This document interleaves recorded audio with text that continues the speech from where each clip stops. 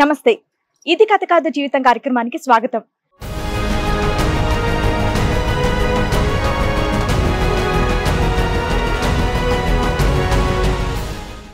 నా పెళ్ళై 21 సంవత్సరాలు అవుతుంది. అంటే ఇంట్లోకి వెళ్ళిపోవడం స్టార్ట్ చేస్తుండే మేడం. పెళ్ళి అయినాక 15 రోజులకి ఇట్లా 15 రోజులు వారం రోజులు ఇంట్లోకి వెళ్ళిపోతుండే మేడం. ఎక్కడికి వెళ్తుండే అంటే చెప్పకపోతుండే. ట్రాన్స్జెండర్గా మారిండు మేడం.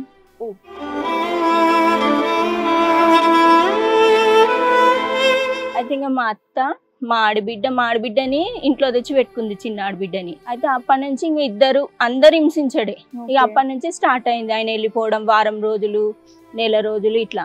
అయితే ఏంటి అని చాలా గొడవలు జరిగినాయి. గొడవలు జరిగితే ఇట్లా మంత్రాలు చేసి తంత్రాలు చేసి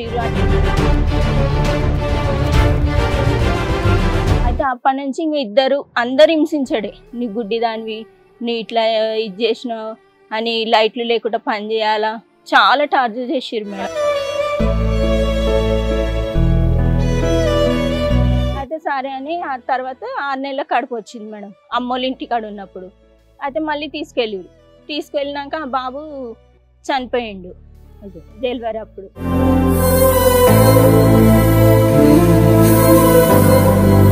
అయితే ఇంకా ఇట్లనే ఈయన వెళ్ళిపోవడము, నేను తింటుంటే మా అత్త తిట్టడం, ఎవరు చేసి పెడతాడు, మీ అమ్మ తానికి కట్నం తెచ్చినావా, చాలా హారాస్మెంట్ ఉంటుండే.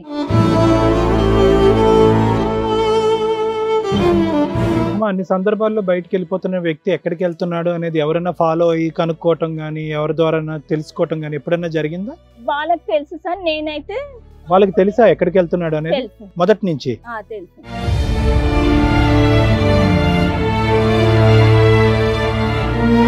మీరు తర్వాత పెళ్లి అయిన తర్వాత అడుగుతారు కదా, ఏంటి అత్తమ్మ పదే పదే పోతున్నాడు, ఎక్కడ పోతున్నాడు నా భర్త అని అడిగితే ఏమని చెప్తారు? అడిగితే మంత్రాలు చేసిరు ఆయనకి, ఇంట్లో నిలబడబుద్ధి అయితలేదంట. ఎందుకు ఇట్లా తగ్గుతలేదని కోరంటీ హాస్పిటల్కి వెళ్ళాం. వెళ్తే అక్కడ ఈయనకి ఎయిడ్స్ టెస్ట్ చేసిరు. టెస్ట్ చేస్తే ఆయన ఏం చెప్పిండంటే, ఇగో ఈమెకి ఫస్ట్ కొడుకు గుట్టి చనిపోయిండు, అప్పుడు బ్లడ్ ఎక్కిచ్చిరు, ఈమె వల్లనే వచ్చిందని, నా వల్ల వచ్చిందని డాక్టర్కి చెప్పిండు.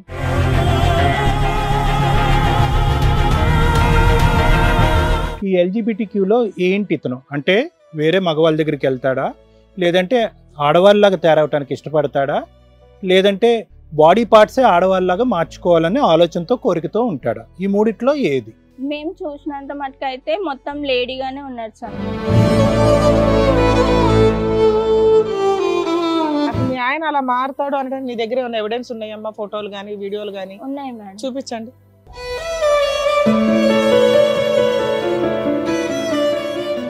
ఏం చేస్తాడు ఇలా రెడీ అయ్యి? నాకైతే అడుక్కుంటానని చెప్పాడు. కాకపోతే ఆయనకు దేవుడు వస్తాడని, అంటే మాకు బయట తెలిసింది దేవుడు వస్తాడు.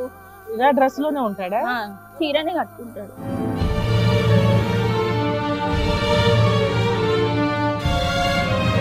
వాళ్ళు ఏమంటారు, ఆయన ఎందుకు అట్లా అయిండో, పో అమ్మా నువ్వు ఉండిపో అని నన్నే బెదిరిస్తున్నారు. కానీ ఎఫ్ఐఆర్ రాసుకోమంటే కూడా రాసుకోలేదు. మా అత్త వాళ్ళు ఇట్లా నన్ను టార్చర్ పెడుతున్నారు, మళ్ళీ ఉండనిస్తలేరు అని కూడా ఇస్తే కూడా వాళ్ళు పట్టించుకోలేదు.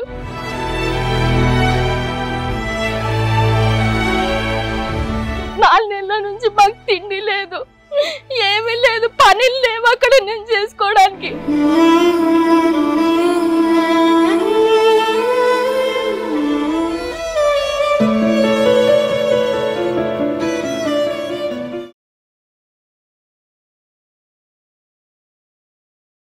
ఇది కథ కాదు జీవితం ప్రోగ్రామ్ అందరికంటే ఒక రోజు ముందుగా మీరు చూడాలి అనుకుంటే వెంటనే డౌన్లోడ్ చేయండి హిట్ టీవీ యాప్. ఇందులో మీరు నచ్చే మెచ్చే కంటెంట్ సిద్ధంగా ఉంది. మరి ఇంకెందుకు ఆలస్యం, వెంటనే డౌన్లోడ్ చేసుకోండి హిట్ టీవీ యాప్.